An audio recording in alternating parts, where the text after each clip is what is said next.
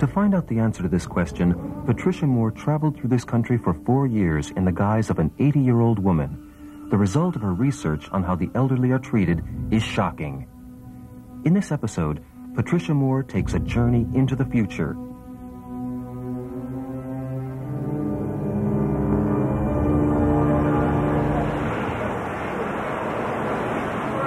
I remember the feeling of being totally alone, that I had no friends, no family, no one to rely on. That's what I felt.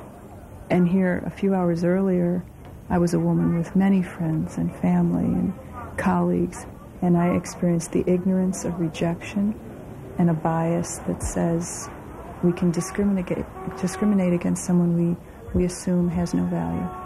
And we do that racially, we do that religiously, we do it by gender. But the most devastating effect is by age. Ageism has become an international dilemma we all must face.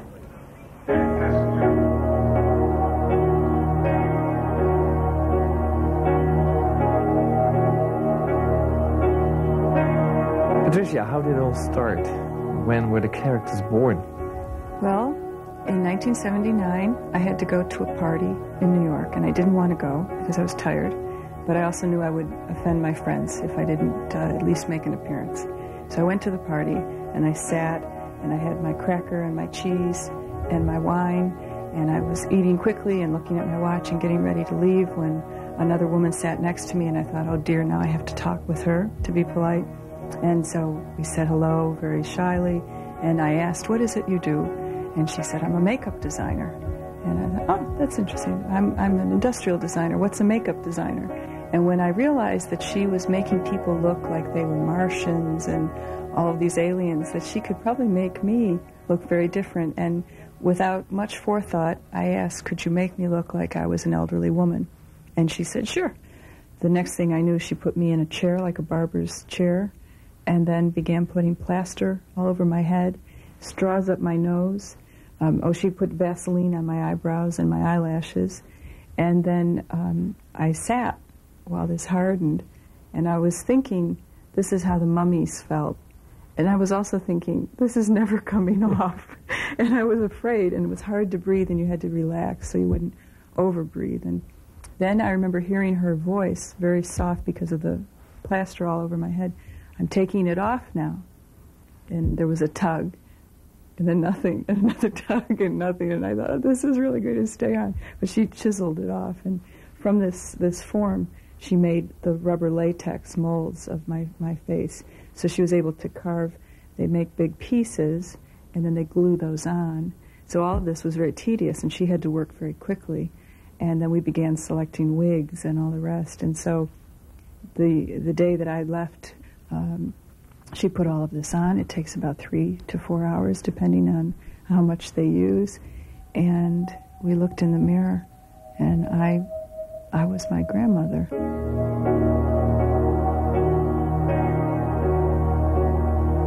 This was the beginning of Patricia Moore's double life.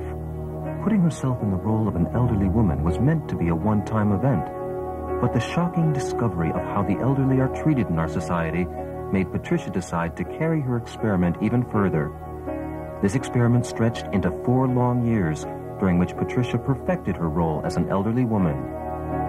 Well, you know, I hadn't anticipated what all this would feel like. This wasn't just an actor's costume. We used prosthetics that actually altered my body, so I couldn't move my legs, I couldn't move my hands, I couldn't see, I couldn't hear. Everything had been altered to reduce my ability. So that first moment of stepping into the hallway of my apartment building in New York and looking down at this flight of stairs that moments before I had run up with no trouble, now I was faced with, how do I get downstairs? Because my legs didn't bend anymore. We had altered all of this. So I had these stiff little legs, and I had to wobble down the stairs and hang on with all of my might that I wouldn't fall, and it was frightening, but it was exhilarating. And I realized I had stumbled into a great opportunity of getting a feel for what it is to become an elder, and not just to measure what we need as consumers and as patients and as people buying things. Originally I thought, well, this is what I'll learn and this is what I'll understand. how can I better meet the needs of older consumers? But what I realized was I had become the elder, and this was not just an experiment about measuring and weighing and judging. And the first few moments taught me that immediately, because none of the taxi drivers would stop. And I assure you, the day before, they stopped. But now I was suddenly invisible. Yeah. And I found I had to get really aggressive, but my arms were wrapped and I couldn't raise my arm and do any of that. So I would be very cautiously hanging onto my cane, trying not to fall over, and please, please, someone stop. I went to the conference, and I was the older Pat Moore. And all of my friends are passing me, my colleagues.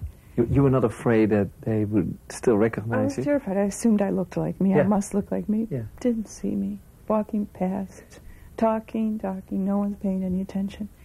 And I was so excited by that. I thought, this is great. But then as the hours went by, I was sad by that. I was alone. I wanted to talk to somebody. I wanted someone to talk with me. I realized this is horrible. Is this really what we do to people? Why aren't they as interested in meeting me as a new face as they would have been interested in meeting me as a new face when I was 25? Well, we know the answers. There's this built-in agenda that says, well, how interesting could she be? She's not a pretty young girl. Why should I talk to her? And this is sadly people's priorities.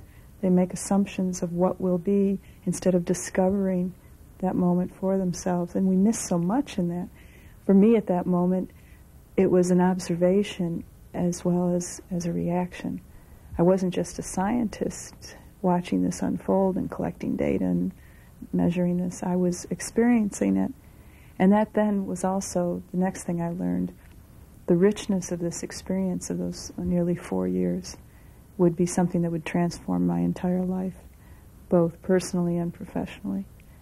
On the second day of the conference, of course, I came out as this Pat Moore. And everybody was, where were you yesterday? What, did you miss your plane? And, oh, you should have been here, it was great. And finally, in one of the meetings, because it was not a large conference, there weren't many people doing this kind of work, someone said, yesterday, remember there was that old lady here? Why didn't we talk to her? She might have had some good ideas about this. And my friend who had been behind my coming this way smiled and reached into his briefcase and pulled out the hair that I'd been wearing the day before. And you heard the gasps and the and fright. Yeah. And then people realizing, wait a minute, what happened here? And then someone realized it was Patty. And then we began talking about that, and it was very sobering. And there were tears, and there was nervous laughter, and there was a lot of very serious reflection.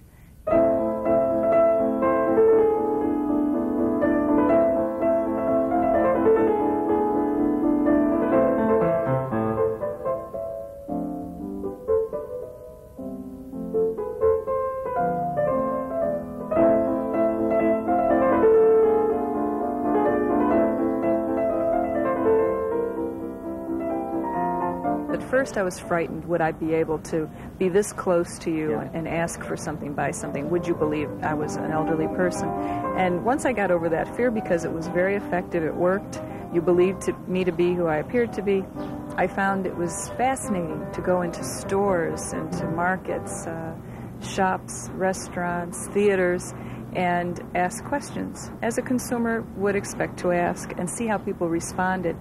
Sadly, we found that for the older Pat Moore, the treatment was very bad.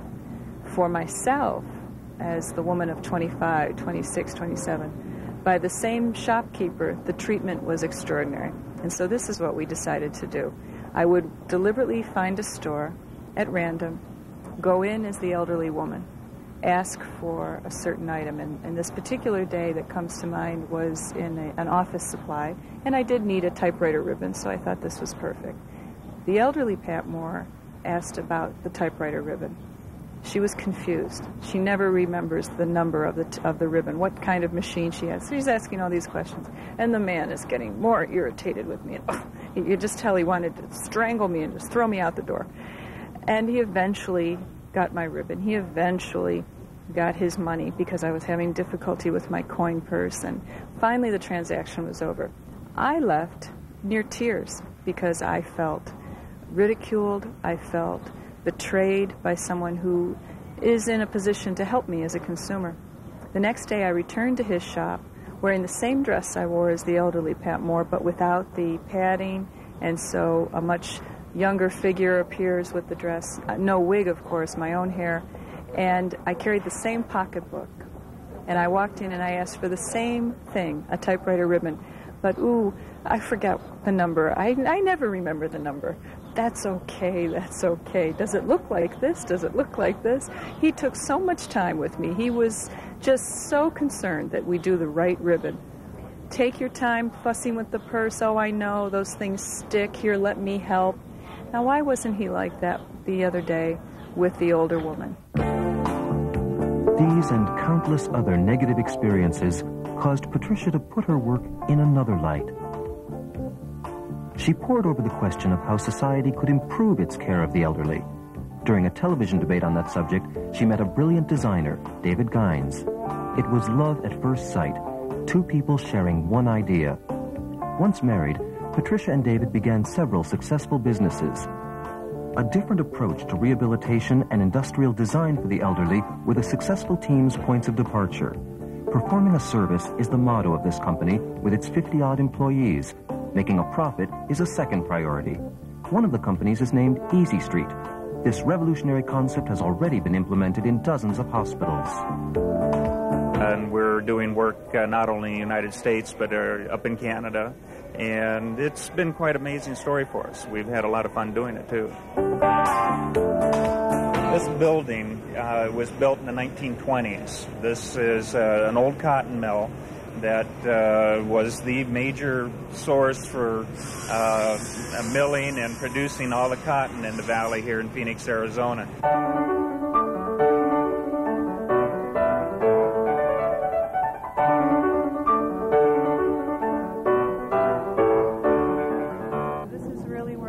Ideas are born. It's a good environment. It's Yeah. it's a little bit different than. It's different. Different's a good word. Yeah.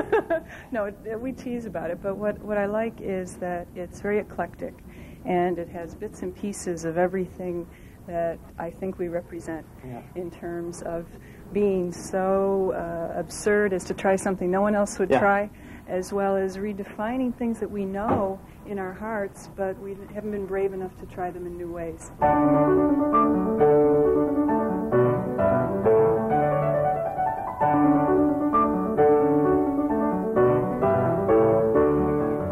No, I thought I was going to be a famous painter in New York City when I was a very little girl. In fact, it was realized that I had artistic skills, and so those were encouraged, and my father would buy me piles of this paper, which was not so good for drawing, but it was inexpensive, and we didn't have much money, and I would draw on each side of the sheet so not as to waste, and put up my drawings. And I really thought, as I started going to school and reading about artists, that I should be Leonardo da Vinci. I should be like that, because I liked doing sculpting, and I liked building things, and I liked drawing things and painting things, so I thought that would be good. And I went off to college, and after university realized that I was going to starve to death in New York City with thousands of other talented people. But luckily, in the course of my college time, I had a professor say, there's something called industrial design, and that's what you should do. This field of study, in which Patricia graduated cum laude, would make her into a leading industrial designer. She has already received many awards for her innovative work, such as the activity centers she designed for the elderly. These centers are designed as meeting places for elderly people, whether they live alone or in a home for the elderly. A myriad of activities can be seen in her centers, from dart competitions to medical care, from fashion shows to language courses. Everything in the activity center is aimed at giving elderly people their own place in society, and in doing so, keeping them involved. But it seems no problem for you to get involved with the elderly.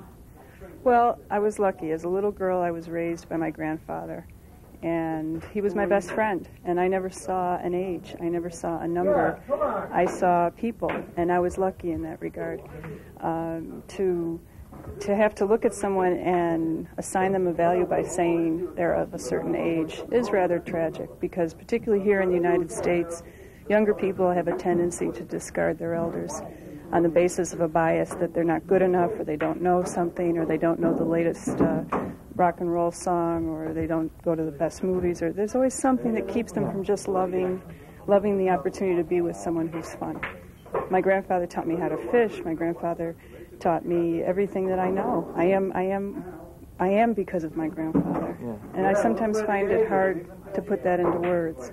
I hope he's happy with what I'm doing. I hope I do him proud.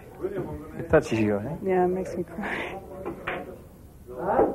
He was very special. He is special. If I do one thing in my career, I hope it's to somehow let all of my elders know the importance of their place and their being and how interconnected they are to everything and everyone. Right now we don't have that in the United States. Some are luckier than others. But the majority of our elders will find that they're struggling when there should be no reason to struggle. And I see that as my job. That's what I'm supposed to be fixing. Why do you have that tremendous drive to do that? I don't know. I really think maybe it's God's gift to me. I learned at a very young age what I'm supposed to be doing. I never had any question about what I'm supposed to be doing. What's always fascinating to me is the tools that he keeps giving me to get things done. I've been down to my last nickel, and then a job would happen. I've been in bad health because of my research, and when I was injured and so hurt, and I get weller, and I go on. So that's the pleasure for me, just to take each day as it comes and to keep doing what I'm supposed to do.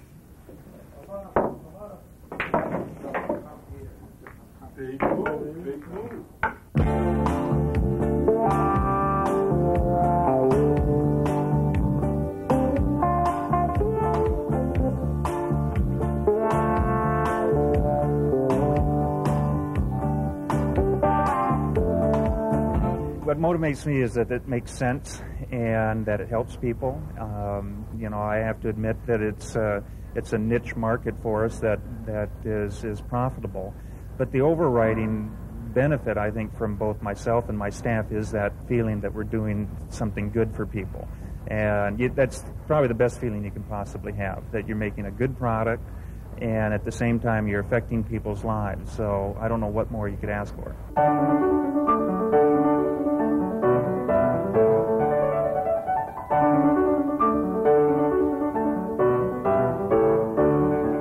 Industrial design is the required process for creating something from a concept or an invention and making it a product and a thing. So it can be something as small as a pencil or as large as an airplane. Any product that's manufactured must be industrial designed. And I've worked on everything from pens to jets and everything in between: toasters, refrigerators, medical equipment, clothing, packaging design, graphic design, and I love it all. And I get very nervous if someone points to me and says, "Oh, she does this," because the one thing isn't enough of a description for me. Is it fun to have your and to run your own company? It's running it with my husband is the most fun I've ever had.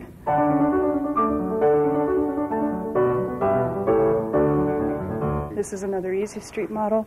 And of course, what's fun about seeing these things in models for all of us is that we don't always get to see the hospital itself. So at least this way we get to see how what we did on paper is going to start taking shape. 50 hospitals now have their own rehabilitation street. In the rehabilitation hall, elderly as well as younger people learn to regain physical control following an accident or other physical setback. The basic thing with the cars is what is called transfer training. Oftentimes in a rehab setting, a patient is discharged, and prior to their discharge, they don't practice certain skills such as transferring from a wheelchair into a car. They may have become very astute or very adept at transferring from a chair or to a bed. And there are documented cases of patients leaving the hospital. They say, goodbye, nice to have you here, and they go out in the parking lot and then can't get into the car.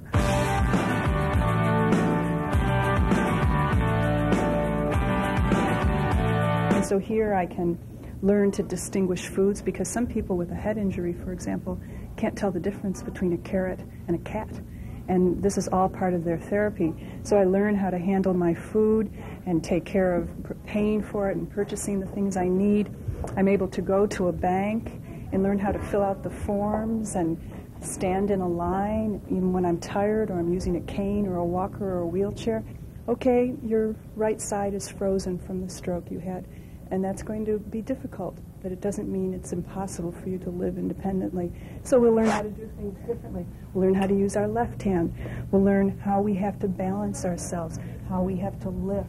You know, at home, if people even pretend by don't use your hand that you typically use, just take it away from yourself and go around your house and just try and do these things, I think everyone understands a little better what it's like to be someone we used to call handicapped, but I like to just call them differently abled. Why don't we go ahead and turn around, Diane, and I'll show you how to prop your leg up while you're sitting down having supper. You know, does it make a difference